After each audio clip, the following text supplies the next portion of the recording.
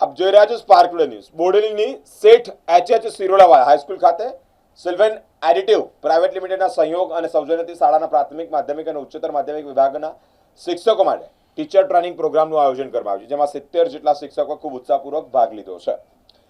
શિક્ષણ કાર્ય કેવી રીતે કરવું, અલગ અલગ પદ્ધતિઓ તે બાબતે, શિક્ષણમાં વિદ્યાર્થીઓને સક્રિય ભાગીદારી કઈ રીતે થઈ શકે, શિક્ષણ પ્રભાવશાળી શિક્ષણ કેવી રીતે આપી શકે તે અંતર્ગત શિક્ષકોને તમામ આવરી લેતા મુદ્દાઓ પર એક ટ્રેનિંગ પ્રોગ્રામ ફેકલ્ટી ટ્રેનર ભાવિકભાઈ ગોસ્વામી દ્વારા ખૂબ જ રસપ્રદ રીતે વિવિધ ઉદાહરણો આપી વિસ્તૃત માર્ગદર્શન આપવામાં આવ્યું છે।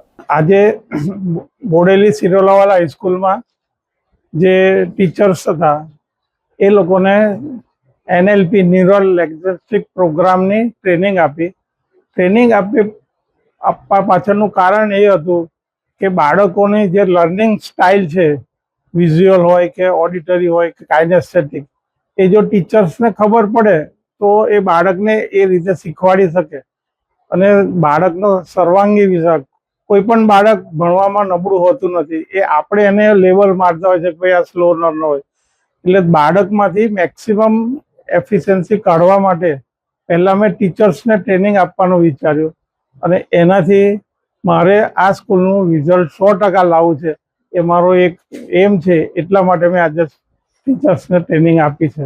અને એકદમ હા, आज स्कूल केम पसंद करी? આ સ્કૂલ એટલા માટે પસંદ કરી કે મારું આખું ફેમિલી આ સ્કૂલમાં ભણેલું છે અને આજે અમે ગુજરાતી મીડિયમમાં આ સ્કૂલમાં ભણીને આજે અમે વર્લ્ડ લેવલ પર અમારો કંપની ધંધો કરી રહી છે। તો લોકોને જે વડોદરા શહેર તરફ ભણવાની દોટ મૂકી છે એ એકદમ ખોટી છે।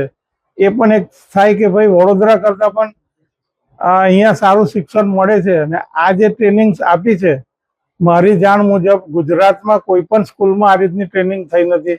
આ પહેલી સ્કૂલ છે કે જેને ટીચર્સ અને વિદ્યાર્થીઓને એનએલપી ન્યુરો લેંગ્વેજિક પ્રોગ્રામથી ટ્રેનિંગ આપી રહ્યા છે।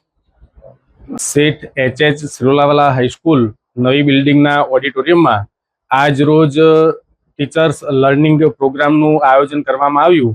આ પ્રોગ્રામ સેલ્વિન એડિટિવ્સના ઓનર પ્રદીપભાઈ ચોકસી દ્વારા ગોઠવવામાં આવ્યો હતો, જેમાં શ્રી ભાવિકભાઈ ગોસ્વામીએ તમામ શિક્ષકોને ક્લાસરૂમમાં કઈ રીતે વિદ્યાર્થીઓને શીખવાડવું કે જેથી કરીને વિદ્યાર્થીઓને ગ્રાસ્પિંગ કરવામાં અને શીખવામાં સરળતા રહે, એ પ્રમાણેનું 6 કલાક સુધી સતત પ્રશિક્ષણ આપ્યું। બધા જ શિક્ષકો આ પ્રશિક્ષણથી ખૂબ જ સંતુષ્ટ થયા અને એ પ્રમાણે એપ્લાય કરવા માટે આવતીકાલથી જ કટિબદ્ધ બનશે, જેની તમામ શિક્ષકોએ ખાતરી આપી।